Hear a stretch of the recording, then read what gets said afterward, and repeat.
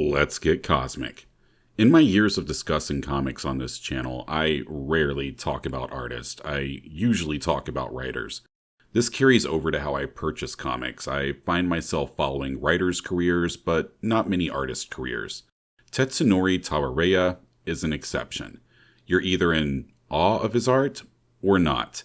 An organically shifting world of lines and pointillism, aliens and alien worlds, all presented with the bright vibrancy of a 70s blacklight poster. The art pops off the medium and demands attention. Tawaraya's art has been used in cycling outfits, album art, guitar effects pedals, skateboards, clothing lines, figurines, and more.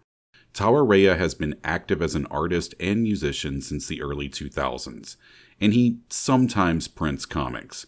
He started putting together his own comics in 2003 and selling them at punk shows. All of these self-published books are limited to 100 copies or less. Fortunately, many of these early works are gathered together in Tetsupendium Tawapedia, Best of Tetsunori Tawaraya, 2002 through 2012. This collection shows an artist finding his groove and having fun along the way. The stories presented here show lots of variety in the art style, from very fine and detailed line work to thick, chonky lines. Some of the stories are pretty abstract. Many of the stories subvert the reader's expectations by taking sharp turns from which the narrative never returns. Honestly, this book might be too weird and outside of a normal narrative flow for some people to enjoy. The book is currently out of print, but can be picked up on the secondary market for between $50 and $150. When most people think of Tawaraya comics, they think of those published by Hollow Press. This begins with Crystal Bone Drive in 2016, followed by Grey World in 2017, Dimensional Flats in 2019, and the oversized Assassin Child in 2020. Every page for these comics was originally done on scratchboard. This is a technique where you start with a black page and then engrave upon it to reveal a white or colored layer beneath. The comics are made from thick, Plike black paper and printed in silver ink. These are so nice. Plike is a plastic-like paper that is still paper. It's made from tree fibers. It feels warm and smooth to the touch.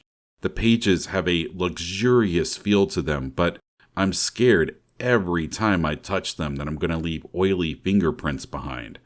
This is the finest paper I've ever seen a comic made from. I don't even care that I feel like I need to wear gloves to read these. Tawaraya's comics, and really most of his art, exist within a shared sci-fi universe. It's a world of pollution, radiation, mutants, and drugs, where everybody is doing whatever needs doing to make it from one day to the next.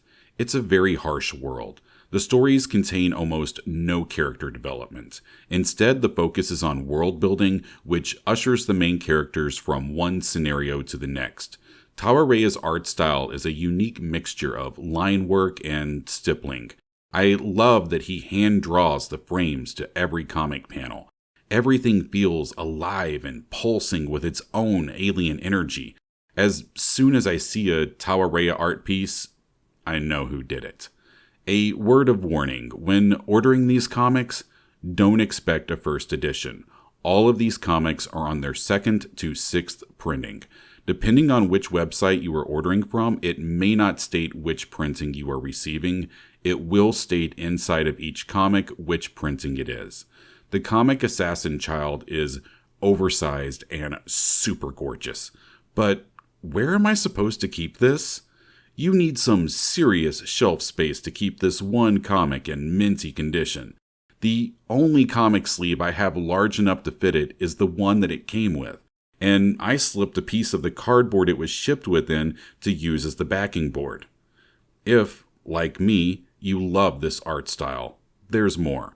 Tawaraya is known for publishing very limited book runs of collections of his art. For instance, to date, 7 risograph printed books have been published by Color Code. Each of these books is limited to a single printing of 600 copies or less. I think that one of the most jarring and cool aspects of these books are the different sized pages. Not only are the prints inside works of art, but the entire book is.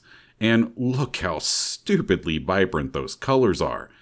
Recently, Desert Island Comics published Frenzy, a collection of all 7 of the Color Code Risograph books, but it was only available via pre-order and won't be reprinted.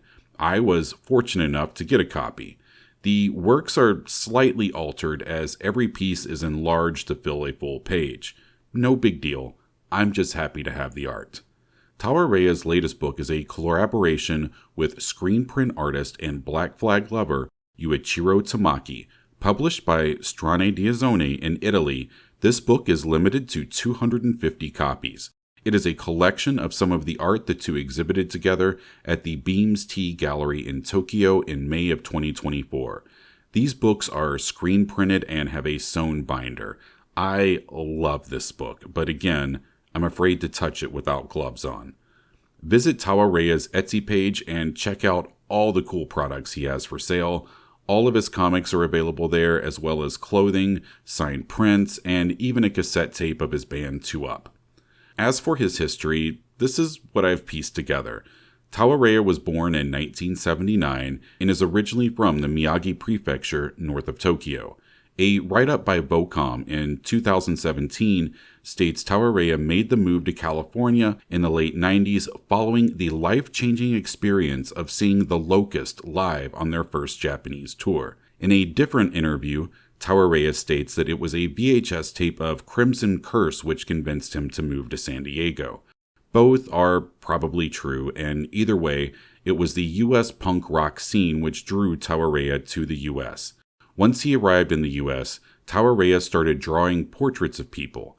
In an interview at the end of the book Tetsupendium Tawarapedia, he states, "My portrait career started in San Diego, California, because when I first went there in 1999, I couldn't speak English at all. But I had a passion to communicate with people. That's why I started drawing people everywhere. My portrait style was very different from any of my comic, more edgier, and even more psychedelic." His personal website states that he did over 800 portraits between 1999 and 2000. Tawaraya also became active in the San Diego punk scene at this time, playing in the bands Demonstrations and 2 Up. During this period, Tawaraya started creating concert flyers. In 2003, Tawaraya had his first art show in San Diego. See the links below the fold for a full list of Tawaraya's books and exhibitions. If Tawaraya's art interests you, consider picking up his collection of comics or his next art book. The best way to stay informed about his next project is by following him on Instagram. The best time to get on board with any cool artist is always now.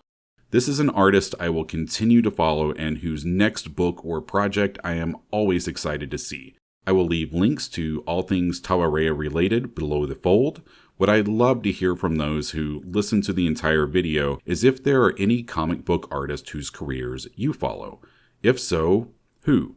Personally, I've been a fan of Greg Capullo since he was hired by Marvel to work on Quasar in the early 90s. If you appreciate the video, please be kind enough to click the thumbs up button, subscribe to the channel if you haven't already. This is Cosmic Comics. I'm out.